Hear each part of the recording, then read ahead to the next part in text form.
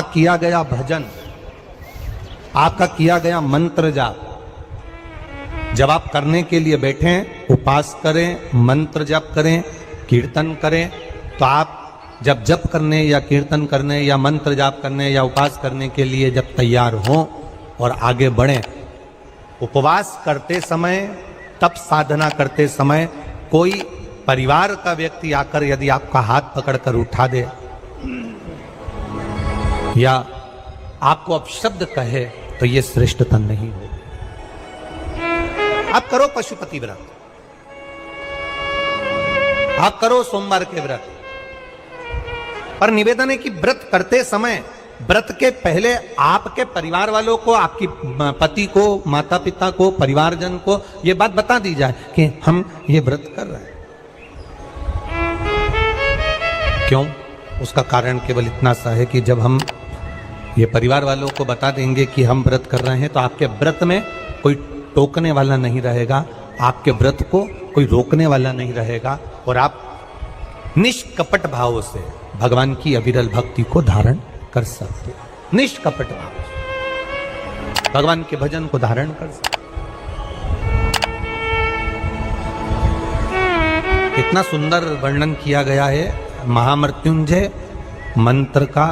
यदि हम किसी ब्राह्मण से अनुष्ठान करवा रहे हैं,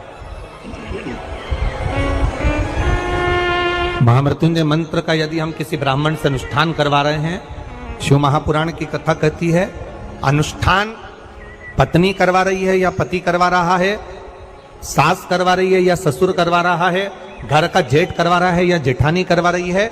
शिव महापुराण की कथा कहती है जितने लोग आपके घर में रह रहे हैं, जितने लोगों के साथ आप 24 घंटे घर के अंदर रह रहे हैं, जब हम पशुपति व्रत करें या महामृत्युंजय का अनुष्ठान किसी ब्राह्मण से करवा रहे हैं या मंदिर में हम अनुष्ठान करवा रहे हैं, तो भी हमारे चित्तवृत्ति से हमारे परिवार वालों को यह मालूम होना चाहिए कि मैंने उन ब्राह्मण के द्वारा अपने परिवार के हित के लिए, अपने बुजुर्ग के हित के लिए, अपने घर के हित के लिए मैंने महामृत्युंजय का अनुष्ठान करवाया है। उसका पुण्य 4 गुना बढ़ता है, जिससे घर के लोगों में कोई विस्मयता उत्पन्न ना हो।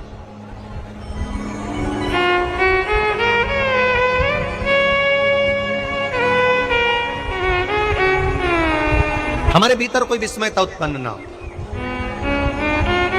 हमारे मन के भीतर कोई भेदभाव उत्पन्न ना हो। और हम तो यहां तक कहेंगे, आप अगर शंकर जी के मंदिर में जा रहे हो, 1 लोटा जल चढ़ा रहे हो, शंकर जी के मंदिर में पहुंचकर 1 लोटा जल समर्पित कर रहे हो, तो भी आपके घर के लोगों को मालूम होना चाहिए कि ये पास वाले शिव मंदिर में गई है, मेरे पास के मंदिर में मेरा घर का बच्चा शंकर जी को जल चढ़ाने गया है, मेरा पति पास के मंदिर में शंकर भगवान को जल समर्पित करने के लिए गया है। ये घर के लोगों को ज्ञात होना चाहिए।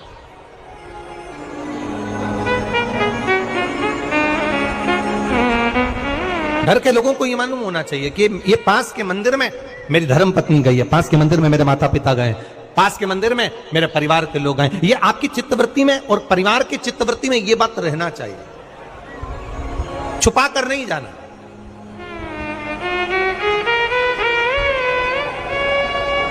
छुपा कर भगवान के मंदिर में नहीं जाना, छुपा कर पशुपति व्रत नहीं करना। महाराज, शिव महापुराण की कथा वर्णन करती है कि आप भगवान का अगर कोई व्रत, कोई साधना, कोई नियम ले रहे हो, माना आपने कोई व्रत करा, कोई करी, पर घर के लोगों को वो ज्ञात होना चाहिए कि ये मंदिर तक जा रही है, ये पशुपति व्रत कर रही है, आराधना कर रही है। आज माता पार्वती जी ने शिव जी के सम्मुख में ये बात कह दी कि मैं एकांत में जाकर भगवान का तप करना चाहती हूं और एकांत में बैठकर तप करना चाहती हूं, और उस तप का जो पुण्य है वो आपको देना चाहती हूं। शंकर भगवान ने तुरंत माता पार्वती जी से कहा, सुनो जगत जननी, सुनो जगदम्बा, सुनो पार्वती, आप तप करो, मना नहीं है, आप साधना करो, मना नहीं है, आप आराधना करो, मना नहीं है, और आप सोचो कि आपकी करी गई तप साधना का पुण्य आप मुझे दे दो, तो भगवान तुरंत कहते हैं, पार्वती जी मुझे आपके तप साधना का पुण्य नहीं चाहिए, आप अपना पुण्य अपने पास में रखो, हमें आपका पुण्य नहीं चाहिए। अभी तक जितनी शिव महापुराण की कथा हुई उस कथा में आज तक ये बात नहीं निकली जो आज आप लोगों के बीच में इस भोपाल नरेला विधानसभा में जो कथा चल रही है इसमें ये कहना चाह रहे हैं। बड़ा ध्यान लगाकर सुनना। आप अगर 5 महीने तक, 6 महीने तक, 3 महीने तक, 2 महीने तक, 15 दिन, 20 दिन, 1 महीना, 1 साल, 2 साल, 8 साल, 4 साल अगर आपने शंकर भगवान को जल चढ़ाया है तो शिव महापुराण की कथा यहाँ तक कहती है कि आपके घर में अगर कोई व्यक्ति बहुत दयनीय स्थिति में पड़ा हुआ है, हॉस्पिटल में पड़ा हुआ है, कोई तकलीफ में पड़ा हुआ है, कोई कष्ट में पड़ा हुआ है,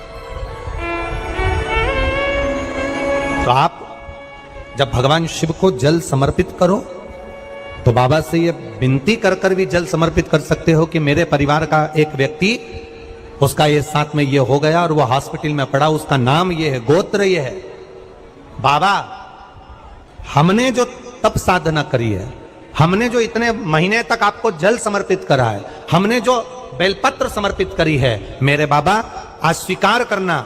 और जो हॉस्पिटल में पड़ा है, जो कर्जे में लदालूम पड़ा है, जो तकलीफ भोग रहा है, ऐसी कृपा करना बाबा कि मेरे 2 महीने जो मैंने जल चढ़ाया है उस चढ़ाए गए जल का पुण्य मैं उसके खाते में देती हूं और उसको ठीक कर देना। यह पुण्य का भाग है।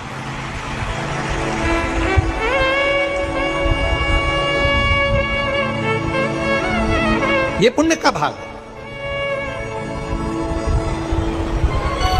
आप अपना पुण्य भी किसी जीव के कल्याण हेतु दे सकते हैं।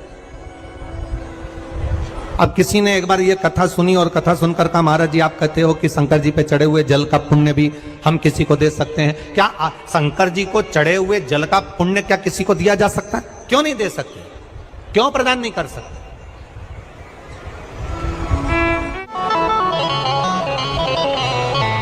एक पुण्य का अपने भीतर एक विचार फिर करिएगा। बड़े बड़े सावधानी की कथा है। आप लोग सोचो कि यह कथा यहां से सुनी, यहां से निकाल दी, बच्ची कुची थी कपड़े में झटकार दी। यहाँ कथा अगर सुनने के लिए आए हो तो थोड़ा दिल लगाकर सुनना, मन लगाकर सुनना। हो सकता है एलईडियां थोड़ी बंद चालू हो, मना नहीं है, पर माइक की व्यवस्था आपके पास में है तो दिल लगाकर सुनो।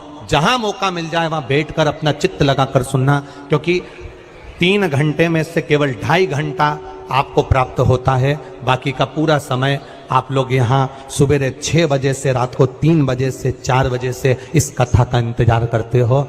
शायद दुनिया की पहली कथा होती है शिव महापुराण की कथा, जिसको लोग रात को 4-4 बजे से 3-3 बजे से जगह संभाल कर बैठकर कथा सुनते हैं। तपती हुई धूप, भयंकर गर्मी, 2 किलोमीटर दूर तक पैदल चलकर आना और बैठने के लिए इतना 8-8, 9-9 पंडाल लगाए घर पर, 9-9 पंडाल भी फुल हैं। उन पंडालों में जगह नहीं। धूप में छाता पकड़ना, चादर पकड़ना, साड़ी पकड़ना और उसको पकड़कर बैठे रहना। तपती हुई धूप में जहां तहां बैठकर कथा सुनना, ये दुनिया की पहली कथा है जिसको लोग कभी भूल नहीं पाएंगे कि इतनी धूप में भी लोग कथा सुन सकते। इतनी धूप, इतनी गर्मी, और केवल एक जगह नहीं, जहां शिव महापुराण की कथा का रसतत्व होता है वहां लोग इंतजार करते हैं 3-3 बजे तक।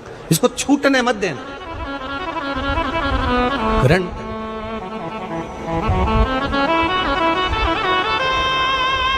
शादी में गए हो, 500 का लिफाफा दिया है तो भोजन कर कर जरूर जाना। और कथा में धूप में चलकर आए हो तो भले आधे घंटे की सुनना, पर कथा में दिल लगाकर जरूर जाना। दिल लगाकर जाना, चित्त लगाकर।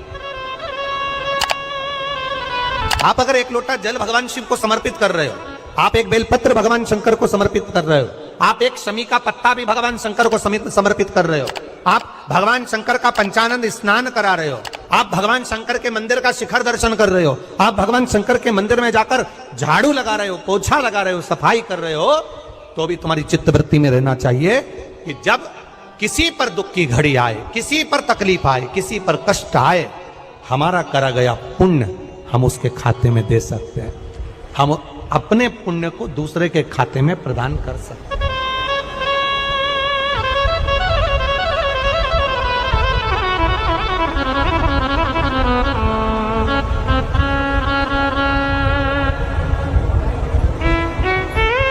बेलपत्र